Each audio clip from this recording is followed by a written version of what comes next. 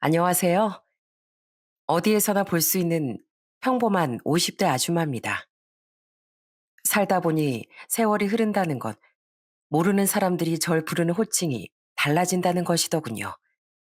꼬마야, 학생, 아가씨를 지나 어느덧 사람들은 절 세대 애기 엄마라고 불렀고 언젠가부턴 아줌마라고 부르더라고요. 잃어가는 젊음이 슬프긴 했지만 그래도 괜찮았습니다. 제 곁엔 소중한 아이들과 몇 번이나 호칭이 바뀌는 동안 함께한 남편이 있었으니까요. 특히 남편 또한 제 옆에서 젊은 총각에서 아저씨가 되어갔으니 전 평생 그런 남편과 서로 고마워하며 의지하고 살고 싶었어요. 하지만 그건 저 혼자만의 바람이었더라고요. 남편은 점차 저에 대한 소중함을 잊어갔거든요. 그러더니 결국 아주 이기적이고 치사한 인간으로까지 변하고 말았죠. 결국 전 그런 남편과 각자의 길을 걷게 됐는데요. 그 과정에 대해 지금부터 이야기를 시작해 보겠습니다. 저는 크레인 기사이던 아빠와 이불 가게를 하던 엄마 아래서 두 남동생과 행복하게 자랐어요. 두 분 모두 자상하고 다정한 분들이셨거든요. 원래 엄만 식당에서 설거지를 하셨는데 제 나이 10살 때 제법 좋은 자리에 큰 이불 가게를 차리셨어요. 처음 차린 자신의 가게에 애착이 강했던 엄만 정말 열심히 일을 하셨어요. 이불 가게를 소중히 여기기도 했고 자식들을 더 좋은 환경에서 키워주시기 위해서요. 엄만 소중한 공간에 더욱 소중한 것들을 가져다 놓고 싶다며 가게에 가족 사진이나 우리의 졸업 사진 등을 붙여놓기도 하셨죠. 이 가게엔 엄마의 정성과 인생이 담겨 있는 곳이야. 손님들도 그걸 알고 많이 찾아주시니 얼마나 감사한 일이니. 늘 친구와 손님들을 진심으로 대하는 엄마의 마음 덕이었겠죠. 엄마의 이불 가게는 아름아름 입소문이 나서 장사가 꽤 잘 됐어요. 단골 손님도 많이 생기면서요. 저와 동생들은 가끔 엄마의 가게에 가서 시간을 보내기도 했기에 그곳에 대한 기억은 우리에게도 참 그리운 색채로 남았었죠. 누나, 결혼 축하해. 매영, 앞으로 저희 누나 우리 대신 잘 지켜주세요. 부탁드립니다. 앞서 말했듯 제겐 남동생이 두 명 있었는데 둘 모두 참 착하고 순했습니다. 남매끼린 많이 싸우면서 자란다는데 우린 그렇지 않았어요. 동생들을 잘 부탁한다는 부모님의 말씀에 제가 동생들을 잘 챙긴 것도 있었지만 동생들도 절 잘 따라줬거든요. 저는 나이 27에 2살 많던 남편과 결혼을 하게 됐는데 그때 동생들은 눈물을 글썽이며 직접 제 축가도 불러줬었죠. 동생들이 축가까지 불러줬던 건 절 좋아해서도 있었지만 남편을 진심으로 환영했기 때문이에요. 아유, 우리 사윈 어쩜 이렇게 어른 공경도 잘하고 예의도 바를까? 볼 때마다 아주 예뻐 죽겠어. 그저 여보, 자네 좋아하는 장어 많이 구웠으니까 배부르게 먹고 가게. 공무원이던 남편은 참 착하고 다정한 사람이었어요. 특히 폐지를 줍던 어르신들을 도와드리고 어르신들께 자리 양보도 잘하는 등 어른들에게 잘했기에 인성이 참 바른 사람이다 싶어 결혼을 결심했던 거예요. 게다가 저도 정말 많이 좋아해줬기에 제 동생들도 친정 부모님도 남편을 많이 좋아했던 거죠. 엄만 특히 우리 사위하며 남편을 정말 많이 아껴주셨어요. 그런 엄만 제가 큰아들을 낳고 작은아들을 임신하고 있던 결혼 2년 뒤 어느 날 폐암 말기 판정을 받으셨습니다. 그리곤 고작 5달 뒤 하늘로 가시고 말았어요. 엄마, 엄마. 여보, 장인어른, 집사람이 쓰러졌어요. 당시 작은아들 임신 8개월 차였던 전 장례식장에서 쉬지 않고 오열을 하다 응급실까지 실려갔었습니다. 이후로도 극심한 슬픔과 스트레스 때문에 하혈까지 한 전 작은 아들을 낳을 때까지 쭉 입원까지 해야 했어요. 까딱하단 저도 뱃속의 작은 아들도 위험해질 수 있는 상황이었거든요. 그렇게 힘들게 작은 아들 낳은 지 몇 달 뒤, 전 엄마의 이불 가게를 이어받게 됐습니다. 은영아, 네 엄마 가게 네가 좀 맡아서 해주면 안 되겠니? 너도 네 엄마 추억이 잔뜩 깃든 거기 꿈을 자주 꾼다며. 이대로 거길 그냥 처분하기엔 너무 서글프고 아쉽지 않니? 솔직히 처음엔 가족 모두 엄마의 가게를 팔려고 했어요. 하지만 엄마의 애착이 강하게 남아있던 그곳을 정리하려 해도 참 쉽지가 않더라고요. 결국 전 아빠의 부탁도 있고 저도 너무 마음에 걸려 결심을 했어요. 아빠는 하시는 일이 있었고 동생들은 이불 가게에 뜻이 전혀 없었으니 마침 출산 때문에 회사를 그만뒀던 제가 몇 달 동안 문을 닫아뒀던 가게를 이어받기로 한 거죠. 남편도 그런 제 뜻을 존중해줬고요. 안녕하세요. 몇 달 동안 문이 닫혀 있더니 다시 문을 여셨네요. 어머, 사장님이 바뀌셨나 봐요. 전 사장님 참 좋은 분이셨는데 그렇게 말씀해 주셔서 감사해요. 전 사장님이 바로 저희 엄마셨는데요. 몇 달 전에 돌아가셨어요. 그래서 딸인 제가 이어받아서 운영하는 거예요. 그래도 여전히 이불 품질은 좋으니까 편하게 둘러보세요. 그렇게 엄마의 가게를 이어받은 후 저는 정말 열과 성을 다해 가게를 관리하고 운영했습니다. 엄마가 남겨주신 유산이니 소중하게 여기고 싶었거든요. 그랬더니 감사하게도 기존 단골분들과 더불어 새로운 손님들도 많이 찾아와 주시더군요. 덕분에 전 항상 남편보다 많은 벌을 유지했었죠.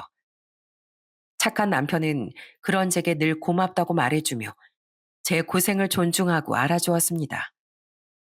저는 고맙다, 미안하다는 말의 소중함도 알고 저와 아이들에게뿐만 아니라 친정 식구들에게도 잘해주는 남편에게 너무 고마웠어요. 잦은 불화 때문에 힘들어하는 부부들도 많다는데 저는 참 복받은 사람이다라는 생각을 항상 갖고 살았죠. 에미야, 아무리 맞벌이를 한다고 해도 항상 남편 잘 내줘하고 아이들 육아도 네가 더 신경 써야 한다. 저희 시부모님은 아무래도 옛날 분들이다 보니 가부장적인 면이 있으셨습니다. 처음엔 좀 당황했지만 두 분께 따박따박 말대꾸라거나 하진 않았어요. 그렇다고 두 분이 제게 시집살이 시킨 것도 아니었고 시댁에 다녀오면 제가 힘들게 일한 만큼 남편이 집에서 더 잘했었기에 크게 불만이 없었거든요. 남편이 제게 잘했기에 저도 유두리 있게 시부모님 앞에선 네, 네 하고 잘하면서 살 수 있었던 거죠. 하지만 딱 한 사람, 남편의 동생인 시동생만은 늘 불편하더군요. 아, 저 멍청한 자식들. 축구를 손으로 하나? 아, 내가 해도 저것보단 잘하겠다. 이 호랑 말코 같은 인간들. 아, 저딴 식으로 축구할 거면 왜 사냐? 왜 살아? 시동생은 남편보다 6살이 어렸었어요. 조산으로 태어난 몸이 약한 늦둥이였기에 시부모님은 시동생을 굉장히 오냐오냐 키우셨다고 했죠. 남편 또한 어릴 때부터 몸이 약한 시동생을 아끼고 보살폈기에 시동생에게 항상 약한 모습을 보이더라고요. 그래서인지 시동생은 아나무인에 버릇도 정말 없었습니다. 아무리 편하다고 해도 제가 시댁에서 주방 일을 하고 있는데 거실에 철푸덕 누워 엉덩이를 벅벅 긁는다든지 저희 애들을 빼면 식구들 모두 자신보다 다 나이가 많았는데도 가족 앞에서 스스럼 없이 비속어를 내뱉는다든지 정말 보기가 영 좋지 않았죠. 그래도 처음엔 시부모님이 아무 말 안 하시니 가만히 있었는데 이건 아니다 싶어 어느 날엔 시동생을 불러 조용히 타이른 적도 있었어요. 도련님, 제가 정말 조심스럽게 말하는 건데요. 어른들 듣는 앞에서 쌍시옷이니 짐승의 자식이니 하는 말은 좀 조심하시는 게 좋을 것 같아요. 이건 너무 예의에 어긋나는 일이에요. 어머님, 아버님께 최소한의 공경은 보이셔야죠. 형수님이 뭔데 저희 부모님도 안 하는 훈계를 해요. 전 평생 집에서 이러고 살았는데 부모님도 형도 아무 말 안 했어요. 참 오지랖도 넓으셔. 도련님, 전 그래도 도련님이 가족이라고 생각하니까 용기 내서 쓴소리도 한 건데 그게 형수인 저한테 할 소리세요? 어머님, 아버님하고 제 남편은 참아도 저는 이런 버릇없는 모습 절대 못 참아요. 하지만 시동생은 제 말을 삐딱하게 듣곤 불쾌한 티만 팍팍 내더라고요. 제가 굽히지 않고 화를 내자 슬그머니 도망을 가버리면서요. 그리고 시동생은 그걸 또 시부모님에게 일렀습니다. 시부는 마음에 안 드는 듯 절 못마땅하게 바라봤고 시모는 이렇게 저를 타일렀어요. 애미야, 아무리 네 시동생 행동이 마음에 안 든다고 해도 어떻게 형수가 시동생을 나무랄 수가 있니? 형수랑 시동생은 서로 어려운 관계 아니냐? 우리 아들은 우리가 알아서 잘 다룰 테니까 앞으로 넌 그러지 않았으면 좋겠구나. 그리고 우리 막내 말은 험해도 속은 아주 착하고 여린 애야. 착하고 여린 사람이 행동이 저렇다고요? 어머님, 도련님이 회사 상사한테 집에서처럼 행동하겠어요? 아니니까 여태 회사를 잘 다니고 있죠. 도련님도 스스로 아시는 거예요. 자기 행동이 버릇 없다는 걸요. 어머님이 그렇게 말씀하시니까 앞으로 저도 자중은 하겠는데요. 너무 그렇게 감싸기만 하시면 도련님에게 오히려 좋지 않다고 생각해요. 어른에게 말대꾸를 하고 싶진 않았지만 잘못된 시동생을 감싸는 시모의 말에 울컥해 저도 모르게 입 바른 말을 내뱉고 말았습니다. 그 뒤 저는 시동생과 말을 잘 섞지 않았어요. 그 뒤 시동생은 제 눈치만은 조금 보긴 했지만 언행이 썩 바뀌진 않았습니다. 그런 시동생과 얼굴 맞대고 대화해봤자 기분만 상할 게 뻔했고 잔소리를 해봤자 평소 문제가 없던 시부모님과 제 사이에 트러블만 또 일어날 것도 뻔했으니 애써 긁어부스럼을 만들지 않기로 판단한 거죠. 오직 남편만이 시동생의 행동에 대해 제게 민망해하고 미안해했지만 남편도 시동생에게 별 말을 하진 않더라고요. 미안해 여보. 우리 가족이 다들 동생한테 너무 약하거든. 나도 이건 아니라고 생각할 때가 많은데 전에 많이 아팠던 동생을 생각하면 싫은 소리가 잘 안 나오더라고. 그런 남편도 답답했지만 그렇다고 남편이나 시동생이 그 일로 저나 아이들에게 피해를 준 건 또 아니지 않습니까? 그랬기에 전 시동생을 볼 때만 흐린 눈이 되기로 했던 거죠. 하지만 지켜보면 볼수록 시동생이 참 별로라는 생각은 강해질 수밖에 없었어요. 시동생은 제가 결혼한 지 5년 뒤 다니던 회사를 그만두고 사업을 시작했는데요. 경제관념이 없어 카드값까지 종종 시부모님에게 빌리던 사람이 모아둔 돈이 어디 있었겠어요?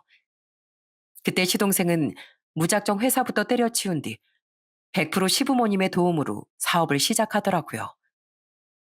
에이, 짜증나. 아직 세상이 제 진가를 잘 못 알아보는 것 같아요, 어머니, 아버지. 너무 운이 없었다고요. 전 잘못한 거 하나도 없어요. 야, 임마. 그래도 어머니, 아버지 돈을 다 까먹었으면 죄송하다는 말씀은 드려야지. 형, 사업은 원래 하늘의 뜻에 달린 거야. 부모님도 원래 나한테 돈 돌려받을 생각 없이 빌려주신 건데 이게 왜 내 잘못이야? 나 가뜩이나 속상한데 형까지 왜 그런 소리를 해? 아유, 됐다 됐어. 그래, 네 속도 말이 아니겠지. 하지만 별다른 준비도 없이 사업을 시작한 시동생은 딱 3년 만에 파업을 하게 되고 말았어요. 다행히 빚은 남기지 않았지만 시동생은 빌려간 시부모님의 돈을 홀라당 다 까먹어 버리게 됐죠.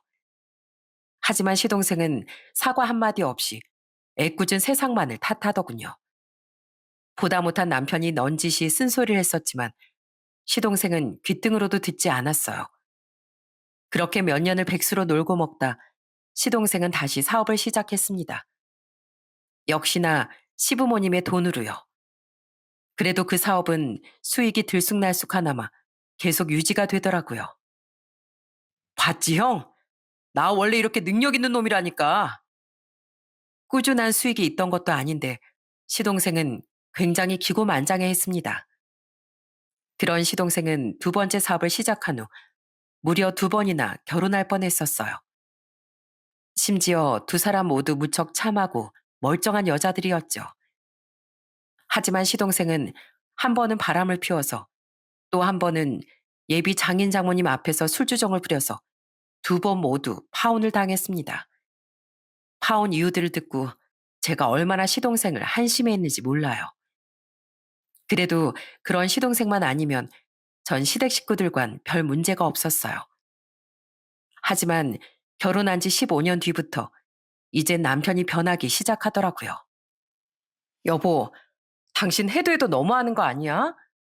아무리 어머님, 아버님 댁이라고 해도 그렇지. 어떻게 내가 주방에서 일하는데 소파에 누워서 한 번은 안 일어나. 그 도련님도 내가 밥상 차릴 땐 슬쩍 눈치 보는 신용이라도 했는데 당신 휴대폰으로 게임만 하고 있었잖아. 어차피 안절부절 못 해봐야 할 것도 없는 거 좀 편하게 있으면 어때서 그래? 그래도 정도라는 게 있지. 그리고 시댁에서만 그랬으면 다행이게? 당신 어제 시댁에서 돌아와서 옷이랑 양말도 죄다 벗어서 방바닥에 늘어놓고 그냥 자버렸잖아. 돌아오는 길에 마트에서 장 본 것도 나랑 애들이랑 같이 정리할 생각조차 안 하고 심지어 오늘 아침에 다 같이 청소하자고 했더니 아예 안방문을 걸어 잠그고 다시 자버리질 않나? 당신 대체 왜 그래? 전엔 당신 부모님 댁 다녀오면 집에서 더 잘하려고 하기라도 하더니 요샌 시댁에 다녀오든 말든 집에서 아무것도 안 하잖아. 15년이나 됐으면 당신도 그냥 그러려니 할 때도 되지 않았어? 솔직히 며느리들 중에 시댁에서 일 많이 안 하는 사람이 어딨어? 집안일만 해도 그래. 원래 집안일은 여자가 더 많이 하는 거야. 나 정도면 그래도 그동안 많이 도와준 거지. 뭐? 여잔 더 힘들어도 된다고 누가 그래? 아, 당신 부모님? 당신도 그게 잘못된 걸 알아서 그동안 나한테 미안해하고 살았던 거잖아. 아이, 몰라, 몰라. 좀 대충대충 편하게 좀 살자. 아유, 스트레스 받아. 나 낚시 갈 거야. 이 와중에 낚시? 그래, 가버려. 가서 아예 들어오지도 마. 남편은 완전히 다른 사람이 되어버렸습니다.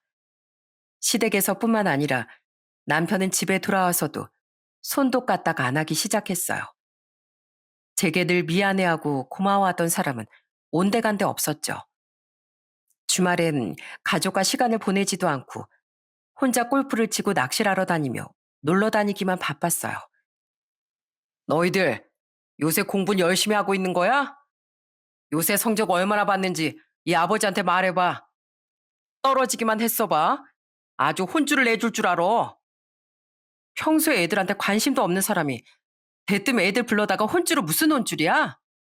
당신이 그러니까 애들이 점점 당신하고 밥 먹기도 불편해하잖아. 집안일과 아이들에게 아예 관심이 없어진 남편을 아이들조차 점점 불편해하기 시작하더군요. 남편은 그런 아이들에게 한 번씩 성적을 취조하듯 묻곤 했는데 맨날 노느라 밤 늦게야 들어오던 인간이 그러는 꼴이 곱게 보였겠어요?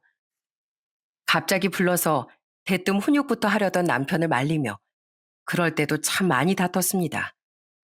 뿐만 아니라 남편은 점점 결혼할 둘째네 집에서 함께 살던 친정아빠를 뵈러 가는 것도 귀찮아 했어요. 매년 돌아오는 생신인데 꼭 내가 가야 돼? 그냥 당신이랑 애들만 다녀와. 나 골프 치러 다녀올 테니까. 뭐? 해도 해도 진짜 너무한 거 아니야?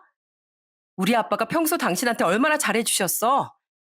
근데 평소에 아빠 뵈러 가자고 해도 그렇게 안 가더니 이젠 생신에마저 안 간다고? 여보, 여보!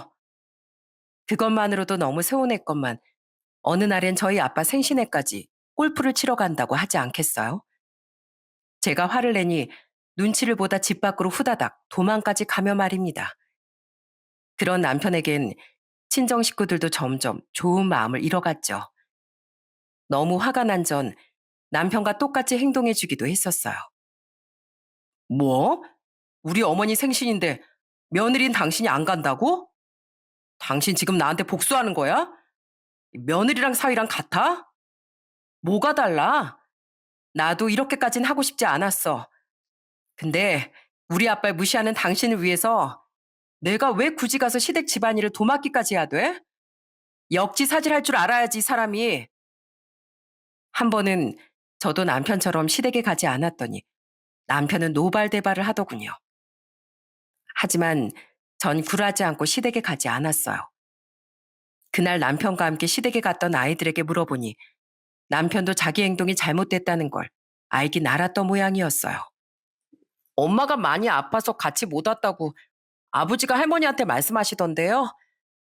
할머니는 아무리 아파도 시어머니 생일에 며느리가 어떻게 안 오냐고 투덜대긴 하셨는데 그 뒤로 별말은 더 안 하셨어요. 제가 아프다는 얘기를 듣고도 투덜댔다는 시모에게도 정이 뚝 떨어졌습니다. 그리고 그날 저녁 남편은 처음으로 제게 사과를 하며 이러더라고요. 여보, 장인어른 생신 때까지 내가 안 간 건 잘못이었던 것 같아. 다음부턴 안 그럴 테니까 당신도 이젠 기분 풀어줘. 어? 한 번만 더 내 친정에 경우 없이 굴어봐. 그땐 나도 이렇게 똑같이 갚아줄 테니까. 그 뒤 남편은 명절이나 아빠 생신 땐 친정에 가긴 가더라고요. 그래서 저도 다시 시댁의 기본적인 도리는 하고 살았죠. 하지만 남편은 여전히 집안엔 관심이 없었습니다. 결혼해서 오래 살면 애들 부모로만 묶여 있을 뿐 동거하는 남처럼 변하는 경우가 있다더니 남편이 딱 그 꼴이었어요. 처음엔 그래도 남편이 변하길 기다렸던 전 언젠가부터 그냥 포기하고 남편과 냉랭해졌죠. 그렇게 우린 마치 동거만 하는 남 같은 사이가 되어갔어요. 그런데 남편이 변한 지 5년쯤 됐을 때 친정에 큰 난리가 생겼습니다. 당시 막내는 하던 장사가 크게 망해 오토바이로 배달 아르바이트를 하고 있었어요. 빚을 갚고 올케와 조카를 부양하기 위해서요. 당시 올케는 회사를 다니고 있었지만 혼자 빚과 생활비 모두를 감당하기엔 역부족이었죠. 제가 돈을 빌려주려고 했지만 막내는 자기 힘으로 일어날 수 있다며 거절을 하더군요. 그건 항상 긍정적이던 올케도 마찬가지였어요. 저흰 정말 괜찮아요, 형님. 남편도 형님께 패기치기 싫어하고요. 열심히 일하면 금방 빚도 갚고 남편도 다시 일어날 수 있을 거예요. 걱정해 주셔서 감사해요, 형님. 친정 아빠도 막내를 도와주고 싶어 하셨지만 여력이 없으셨습니다. 아빠를 모시고 살던 둘째가 넷이나 되는 조카들이 점점 커가자 대출을 받아 무리해서 더 넓은 집으로 이사 간 지 얼마 안 됐었거든요. 서울 집값이 만만치 않으니 아빠도 그런 둘째에게 돈을 보태셨던 거죠. 그래도 노후 자금이 남아 있으시긴 했지만 착한 막내가 그 돈을 받을 리 만무했어요. 그런데 그런 열악한 상황에서 막내에게 큰 사고가 났던 겁니다. 형님, 저희 남편 지금 응급수술 받고 있어요. 일을 하다가 크게 사고가 났다는데요. 그때 애 아빠 몇 미터가 넘게 날아갔었대요. 제 남편 잘못되면 어떡해요? 배달 일을 하던 막내는 교통사고로 인해 크게 다쳐 대수술을 받게 됐어요. 전화로 올케에게 그런 비보를 듣고 전 울며 불며 남편에게 부탁했습니다. 여보, 우리 동안이 가여워서 어떡해? 심지어 지금 걔네 동안이 수술비조차 내기 힘들 거야. 돈 없어서 보험까지 다 해지했다고 했는데 병원비든 수술비든 어마어마하게 들지 않겠어? 여보, 우리가 동안이 수술비랑 병원비라도 좀 내주자. 어? 뭐? 아, 싫어. 안 돼. 한 번 주면 두 번이 되고 또 세 번이 되는 거야. 막내 처남도 진짜 갈수록 첩첩산중이다. 여태 다쳤을 때 수술 받을 돈조차 못 모으고 뭘 했대? 그런데 그 와중에 기가 막히게도 남편은 제 부탁을 딱 잘라 거절하더라고요. 심지어 남편은 막내의 걱정은커녕 인상을 쓰며 이런 말까지 덧붙였어요. 솔직히 나 처남이 거절하긴 했지만 당신이 전에 처남비 도와주고 싶다고 했을 때도 속으론 되게 싫었어. 가정을 꾸렸으면 그런 건 원래 자기들끼리 알아서 해야 되는 거잖아. 돈 문제로 형제들까지 힘들게 만드는 거 진짜 미련한 짓이야. 뭐? 미련? 당신 지금 말 다 했어? 자기 처남이 다쳤으면 걱정부터 해야지. 뭐가 어쩌고 저째? 얘도 잘해보려고 하다 안 된 거잖아. 그리고 막말로 당신이 내 동생에 대해 그렇게 말할 처지가 되는 거야? 막낸 그래도 자기 돈으로 장사 시작해서 망한 거고 어떻게든 뒷수습도 스스로 하려고 노력했어. 근데 도련님은 아니잖아. 막말로 도련님이 이런 상황이었으면 당신 어떻게 했겠어? 그래도 똑같이 안 도와줬을 거야. 덕수가 부모님 도움을 받은 거지. 내 도움을 받았었어? 아니잖아. 웃기시네. 내가 당신을 몰라? 지금 내 동생 목숨이 달렸는데 당신한테 정말 실망이다. 아무리 사람이 변했다지만 이렇게 인면수심이 됐을 줄은 꿈에도 몰랐어. 치사한 말이지만 당신이 먼저 치졸하게 나왔으니까 하는 말인데 우리 집 재산 형성에 내가 훨씬 많이 기여한 거 알지? 벌이도 내가 더 많았고 내가 한 재테크로 모은 돈도 더 불릴 수 있었던 거잖아. 그러니까 난 무조건 내 동생 도와줄 거야. 뭐? 당신 마음대로 돈을 준다고? 그런 게 어딨어? 여기 있어. 왜? 난 아무리 당신 동생이 싫었어도 이런 위급한 상황이었으면 당연히 도와줬을 거야. 사람 목숨이 경각에 달렸으니까. 게다가 내 동생들이 말은 이불 가게 뜻이 없다고 했었지만 사실 애들이 나한테 가게 양보해 준 거나 다름없는 거 알지? 애초에 내가 엄마 이불 가게 물려받지도 않았으면 우리 이만큼 잘 살지도 못했어. 내 말이 틀려? 그건 그래서 그동안 당신이 처가에 더 잘한 거잖아. 그만큼 당신 집에도 나 잘했었어. 그, 그건 그렇지만 저는 남편에게 정말 크게 실망했습니다. 가뜩이나 정이 떨어져 있던 인간이 저러니 정말 적의 가족인가 싶더라고요. 남편은 반대했지만 저는 끝내 막내를 도와줬어요. 수술비와 병원비, 그리고 약간의 생활비까지도요. 제가 맞이기도 했지만 엄마의 가게를 물려받은 이상 제가 동생들보다 더 많은 수혜를 받았다고 여겼기에 당연히 제가 도와야 한다고 생각했거든요. 물론 엄마의 가게를 이어받은 뒤 제가 더욱 열심히 가게를 운영하고 약간의 재테크까지 하며 재산을 불린 건 사실이지만 그래도 애초에 엄마의 가게가 아니었으면 우린 그렇게 넉넉하게 살 수 없었을 거예요. 남편도 그 사실을 알았기에 아무 말도 못했던 거죠. 정말 감사해요, 형님. 이 은혜를 제가 어떻게 갚아야 할지. 은혜는 무슨, 그런 말 하지 마, 올케. 나야말로 우리 동안이 곁을 지켜줘서 올케한테 너무 고마워. 올케, 동안이 꼭 금세 후를 털고 일어날 테니까 너무 걱정하지 마. 알았지? 올케와 뒤늦게 의식을 차린 막내는 제게 많이 고마워했습니다. 이후 전 자주 막내 문병도 가고 올케 대신 간병도 해주며 막내네를 도왔어요. 그 사이에 남편도 딱 한 번 막내를 문병 오긴 했었는데 이미 남편에게 정이 떨어진 전 그조차도 달갑지 않았습니다. 남편은 그마저도 딱 5분 동안 귀찮은 듯한 태도로 막내를 문병하곤 금세 돌아가 버렸거든요. 이후 막내는 치료와 꾸준한 재활 끝에 다행히 평범한 일상으로 돌아올 수 있었습니다. 나중엔 괜찮은 직장에 취직도 했죠. 막내는 힘들 때 도와준 제게 고마워하며 언젠간 꼭 제 도움을 갚겠다고 말하더군요. 누나, 내가 지금은 당장 힘들지만 누나 돈은 꼭 갚을게. 누나가 갚지 말래도 갚을 거야. 있지, 누나? 한 번 죽다 살아나니까 나 살아갈 용기가 더 생겼어. 솔직히 전에 너무 절망적이었거든? 근데 저승문턱까지 갔다 와 보니까 세상에 못할 일이 뭐 있겠나 싶더라고. 그래서 나 내 옆을 지켜준 집사람이랑 우리 아이, 그리고 누나한테 보답하기 위해서라도 정말 열심히 살 거야. 정말 고마워, 누나.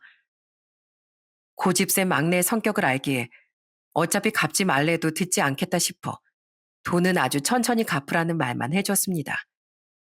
그렇게 막내의 위기는 넘겼지만 남편에 대한 제 마음은 더더욱 바닥이 나고 있었어요. 막내 일로 솔직히 너무 정이 떨어져 갈라서고 싶다는 마음까지 생겼지만 당시 고3이던 작은 아들을 생각해 꾹 참았었죠. 그렇게 남편과 한 집에 사는 남처럼 살다 보니 어느새 1년이란 시간이 훌쩍 흘러버리더군요. 통장 정리한 지가 너무 오래됐네. 오늘 장사하다 중간에 은행에 좀 다녀와야겠다. 어느 날 전 오랜만에 통장 정리를 하게 됐습니다. 저와 남편은 저축을 각자 명의 통장 2개에 나눠서 하고 있었어요. 하지만 관리는 함께 했었죠. 통장 정리는 늘 한 번씩 제가 했었고, 당연히 통장 비밀번호도 알고 있었기에 전 아무 생각 없이 남편과 제 통장을 정리하러 은행에 갔습니다. 그리고 남편의 통장 내역을 본 전 순간 경악하고 말았어요. 이게 뭐야? 2억? 2억 전부를 도련님한테 보냈다고? 당시 제 통장엔 약 3억, 남편 통장엔 2억 정도가 들어있었어요. 그런데 최근 날짜에 남편이 자기 통장에 든 돈의 대부분인 2억을 시동생 통장으로 이체했었더라고요. 저는 너무 놀라 그날 저녁 남편에게 따져 물었어요. 은행에서 전화를 걸었지만 일 때문에 통화가 힘들다기에 문자로 이야기하기보단 얼굴을 보고 묻기를 택했던 거예요. 그리고 그때 남편의 대답은 기가 차게 그지없었습니다. 아, 그 돈? 덕수 신혼집 마련하는데 필요하다길래 빌려줬어. 그제가 잔금 치르는 날이라길래 말이야. 당신도 알잖아. 덕수 사업 요새 어려워져서 덕수 돈 없는 거. 뭐? 2억을 나랑 상의도 없이? 남편은 태연하게 시동생에게 그 돈을 빌려줬다고 하더라고요. 당시 시동생은 또 결혼할 여자를 데려왔었습니다. 이번에도 파혼하려나 했더니 이번엔 임잘 만난 건지 시동생은 순조롭게 결혼을 진행하더라고요. 제가 통장 정리를 했던 날이 시동생의 결혼이 일주일 남았을 때였어요.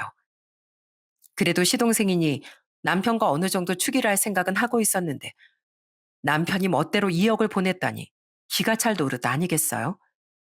시동생의 사업이 어려워진 건 어려워진 거고 2억을 저와 상의도 없이 보낸 건 다른 문제잖아요. 심지어 제 동생의 수술비는 조금도 내기 싫어하던 인간이요. 저는 화가 나서 따졌습니다. 내 동생 수술할 땐 한 푼도 주기 싫어하더니 당신 지금 제정신이야? 그 돈을 다 당신이 혼자 벌었어?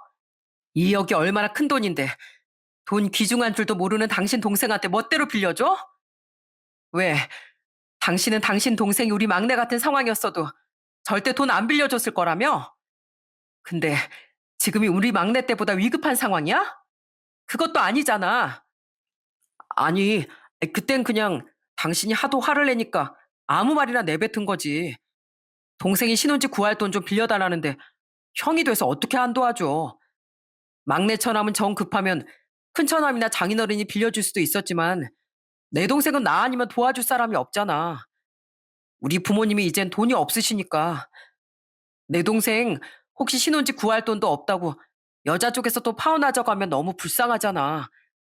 그냥 준 것도 아니고 덕수가 10년에 걸쳐서 다달이 조금씩 갚는다고 약속했어.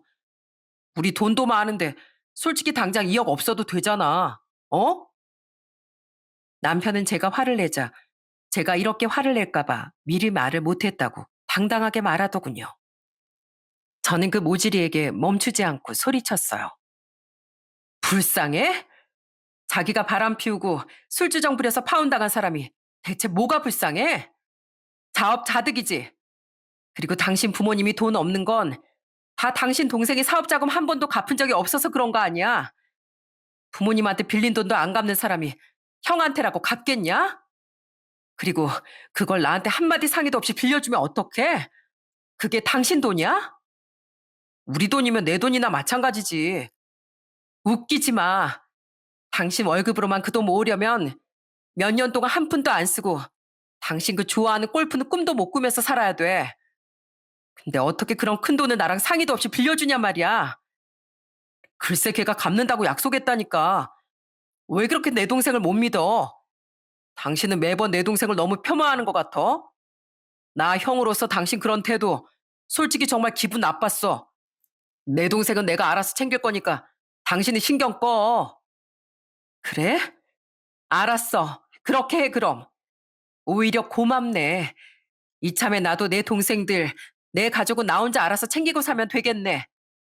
난 앞으로 당신 가족들한텐 평생 신경 끌 거야. 갚기는 개뿔. 분명 당신도 당신 동생이 돈 안 갚을 거 알고 있었을 거야. 근데 그냥 나한테 남은 돈만 믿고 좋은 형 행세해보고 싶었던 거 다 알아. 바보도 아니고 남편이 시동생에게 그 돈을 정말 받을 거라고 생각했겠습니까? 제 돈과 정년이 없는 저만 믿고 형 노릇을 한 게 뻔했죠. 남편은 아무 말도 못하고 콧방귀만 흥하고 끼더라고요. 다음 날 저녁, 저는 그런 남편 보란 듯이 제 통장을 식탁 위에 펼쳐뒀어요. 그러자 퇴근한 남편은 이내 제 통장을 보고 기겁해서 소리쳤습니다. 당신 미쳤어? 왜 남은 전 재산을 막내 처놈한테 보내줬어? 저는 제 통장에 있던 3억을 막내 통장으로 보내버렸거든요. 이미 정이 털릴 대로 털렸기에 저는 남편과 이혼할 생각이었어요. 하지만 너무 열이 받아 이혼 전에 남편에게 똑같이 대갚아주려 그런 일을 벌였던 거죠. 어차피 잠시 돈을 보내뒀을 뿐 막내가 다시 돌려주기로 했었거든요. 아니나 다를까 남편은 노발대발하고 난리가 났더라고요. 내 동생은 내가 알아서 챙긴다고 했잖아. 그래서 나도 내 통장에 있는 돈 막내 쓰라고 보내준 건데 왜? 당신은 되고 왜 나는 안 돼? 그래도 그렇지. 나야 당신한테 남아있는 돈이 있었으니까 그런 건데 당신이 그 돈을 다 막내 처남을 주면 우리한테 뭐가 남아? 나한테 복수하겠다고 3억을 버려버려? 그럼 1억이라도 남겨두지. 왜 난 2억 보내줬는데 당신은 3억을 보내줘? 내가 당신보다 벌이가 항상 두세 배 많았는데 이 정도에 더 줄 수 있는 거 아니야? 당신 그동안 당신 벌이론 맞지도 않는 사치 실컷 하고 다녔지? 비싼 골프 회원권에 여행에 낚시 고급 장비에 당신 나한테 말도 없이 차도 새로 뽑았었잖아. 이젠 그 분수에도 안 맞는 생활도 다 끝이야. 난 더 이상 당신이랑 안 살 거니까. 뭐? 나랑 안 산다고? 그럼 내가 당신이 아무리 변하고 생쇼를 해도 당신은 안 떠날 줄 알았어? 무슨 자신감이야 대체? 사람이 변해도 너무 변한 당신하고 내가 왜 여태 안 갈라섰는 줄 알아? 분수에도 안 맞는 당신 사치를 내가 왜 참아준 줄 아냐고. 애들 때문에? 그것도 맞지만 그래도 당신이 전에 너무 좋은 사람이었으니까 그 고마움 때문에 참을 만큼 참았던 거야. 근데 이젠 다 끝이야. 나에 대한 소중함도 다 잊고 가족을 등한시하게 된 당신 같은 사람이랑 더는 못 살아. 이제 그만 이혼해. 나랑 이혼하고 어디 그렇게 소중히 여기던 당신 동생만 보고 잘 살아봐. 저는 그 한심한 남편에게 속에 담아뒀던 말을 쏟아내며 이혼을 선언했습니다. 무슨 자신감인지 남편은 제가 자신과 이혼을 할 거라곤 상상도 못했었나 보더군요. 남편은 얼굴이 경악으로 일그러졌다가 이내 오열을 하며 저를 붙잡기 시작했거든요. 여보, 내가 잘못했어. 동생한테 그 2억 다시 얼른 돌려달라고 할게. 결혼한 지가 벌써 21년째인데 이제 와서 이혼이라니. 20년이 됐든 30년이 됐든 그게 무슨 상관이야? 익숙함에 속아 소중함을 잃지 말라는 말이 있어. 그렇게 내가 정도껏 봐줄 때 잘했어야지. 2억을 당신 동생이 어떻게 돌려줘? 벌써 잔금 다 치렀다며. 그럼 막내 처남한테 준 3억으로 그 돈 그냥 퉁치면 안 될까? 여보, 당신 돈 때문에 화나서 그런 거잖아. 어? 아니, 돈도 돈이지만 난 변해도 너무 변해버린 당신 모습에 실망한 거야. 나랑 애들한텐 이제 아무 관심도 없고 내 친정 식구들마저 우습게 여긴 당신이란 인간한테 당신이 멋대로 당신 동생한테 돈 빌려준 거? 그동안 멋대로 사치한 거? 다 재산 분할할 때 당신한테 불리하게 작용할 테니까 어디 기대해. 남편은 절대 이혼할 수 없다며 이제 와서 싹싹 잘못을 빌더군요. 하지만 이미 6년이라는 시간을 참았던 전 더 이상 남편에게 기회를 줄 생각이 없었죠. 물론 그로부터 얼마 뒤 막내는 다시 제게 3억을 고스란히 돌려주었습니다.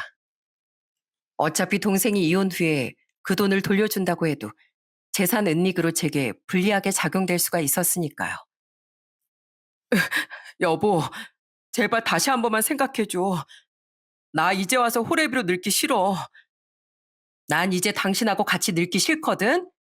그러니까 진즉 잘하지. 이제 와서 왜 이래? 꼴 보기 싫으니까 평소처럼 나가서 놀든지 해. 전엔 제발 나랑 애들이랑 시간 좀 보내자고 해도 맨날 밖으로만 나돌더니 왜 안 나가고 집을 계속 서성여? 남편은 그날 이후 계속 저를 붙잡으려고 들었습니다. 하지도 않던 집안일을 기웃거리고 외출도 않고 제게 싹싹 빌기만 했죠. 하지만 전 매몰차게 아예 이혼 소송을 걸어버렸어요. 다행히 아이들은 각자의 대학 근처에서 자취를 하고 있었기에 부모의 이런 못난 꼴을 안 보일 수 있었습니다. 착한 아이들은 제가 덤덤히 사정을 얘기하며 당분간 집에 오지 말라고 하니 제 가게로 찾아와 절 위로해 주더라고요. 엄마, 엄마가 어떤 결정을 하시든 저랑 동생은 엄마 편이에요. 엄마가 오죽하셨으면 이혼을 선택하셨겠어요. 사실 아버지가 우리한테도 엄마 좀 설득해 달라고 전화 왔었는데요. 우린 할 말 없다고 거절했어요. 엄마, 엄마 곁엔 저희가 있으니까 힘내세요. 그런 아이들의 위로에 참 힘이 났습니다. 전 당연히 시동생의 결혼식에도 당연히 가지 않았고, 그제야 남편은 시댁에 이혼할지도 모른다고 얘기를 한 모양이더군요. 시동생의 결혼식이 끝난 뒤 시모는 제게 전화해 난리를 쳤거든요. 예, 기가 막혀서 원, 이혼? 우리가 오늘 새 사돈 어른들한테 얼마나 면목 없었는 줄 알아? 망신스러워서 진짜. 너 우리 아들보다 돈 좀 잘 번다고 유세 떠는 거니? 형이 돼서 동생 신혼집 마련하는데 돈 좀 보태줄 수도 있지. 그걸 가지고 이혼하네 만회하고 있어? 너 내가 마지막으로 기회 줄 테니까 당장 우리 덕규한테 사과하고 그 이혼 소리 집어넣어라. 어? 나랑 네 시애비한테도 찾아와서 용서 구하고. 어머님, 어머님 큰아들도 그렇고 어머님도 그렇고 왜 이렇게 상황 파악을 못하세요? 전 이미 이혼 생각이 확고한데 왜 다들 이혼을 못 받아들일까요? 아마 이제 와서 절 놓치기가 아쉬워서 그런 거겠죠? 어머님, 제가 그동안은 그래도 시어머니라고 말을 못했었는데요. 이렇게 먼저 저한테 나쁘게 나오시니 저도 한결 마음 편하게 하고 싶었던 말 할게요. 자식들 그렇게 오냐오냐 키우면 결국 망가지는 거 어머님 자식들이에요. 그러니까 제발 정신 차리세요. 진심으로 어머님을 위해서 드리는 말씀이에요. 그럼 이만 끊습니다. 그 부모의 그 자식이라고 시모는 제가 죄송한 마음도 들지 않게끔 확실하게 재정을 떼어내 주더라고요. 이후 남편은 승산이 없으니 결국 이혼할 수밖에 없었습니다. 저는 재산 형성에 기여한 비율이 높게 평가되기도 했고 남편에게 불리하게 작용된 부분들이 더해져 아주 유리한 재산 분할을 받게 됐어요. 아이들이 중학생 때 입주했던 아파트도 제 앞으로 남게 됐죠. 애들이야 다 성인이 됐으니 양육비 분쟁은 할 필요도 없었어요. 아이들은 불편한 사이인 남편보단 저와 사는 길을 택했습니다. 고맙게도 아이들은 이혼 후 제가 걱정된다며 자취를 그만둔 뒤 먼 거리 통학을 감수하고 집으로 들어와 주더라고요. 남편은 이혼 후 시댁에 들어가 살게 됐고요. 형님, 제발 이러지 마세요. 저희 너무 부담스러워요. 동서 말이 맞아요, 형님. 가뜩이나 형님 이혼하셔서 저희 마음이 안 좋은데 왜 저희한테 이런 도움까지 주세요? 전 이혼 후 두 올케에게 재산 중 일부를 나눠줬습니다. 막내 올케는 막내를 간병하며 회사를 휴직까지 했었고 막내 또한 몸이 회복될 때까지 일을 못했었기에 남은 빚이라도 갚으라는 의미였죠. 그리고 큰 올케도 막내 올케만큼이나 고마운 사람이었어요. 저희 아빠를 어떨 땐 친딸인 저보다 더 친딸처럼 소중하게 모셔줬으니까요. 게다가 최근 둘째가 구조조정으로 실직까지 한 상태라 넉넉지 않던 둘째네 사정을 알았기에 막내네처럼 도움을 줬던 거예요. 그냥 받아. 예전에야 남편이 있으니까 내 마음대로 큰돈을 줄 수는 없었지만 이젠 참견할 사람이 없잖아. 그래서 이제라도 동생들을 돕고 싶었어. 큰올케네도 우리 아빠 모시느라 집 대출금 꽤나 받았었잖아. 애들 넷 키우는 것만 해도 힘들 텐데 내 동생들이 아닌 올케들한테 돈을 보낸 건 내 고마움을 그렇게라도 표현하고 싶었기 때문이야. 항상 고마워 올케들. 누나, 누나 마음은 알겠는데 우린 아직 누나가 빌려줬던 돈들도 아직 못 갚았잖아. 이건 너무 부담스러워. 엄마가 남겨주신 가게가 아니었으면 난 이만한 돈을 모으지도 못했을 거야. 근데 너흰 한 번도 그 가게에 대한 지분조차 나한테 요구한 적이 없었잖아. 이건 그 대신이라고 생각해줘. 그래야 나도 마음이 편해. 올케들도 동생들도 끝까지 거절하려고 했지만 결국 제 고집이 이기고 말았습니다. 아빤 제 이혼에 속상해 하시면서도 우리 아이들이 이렇게 우애 좋게 자랐다며 엄마 사진을 보고 눈물 지으셨죠.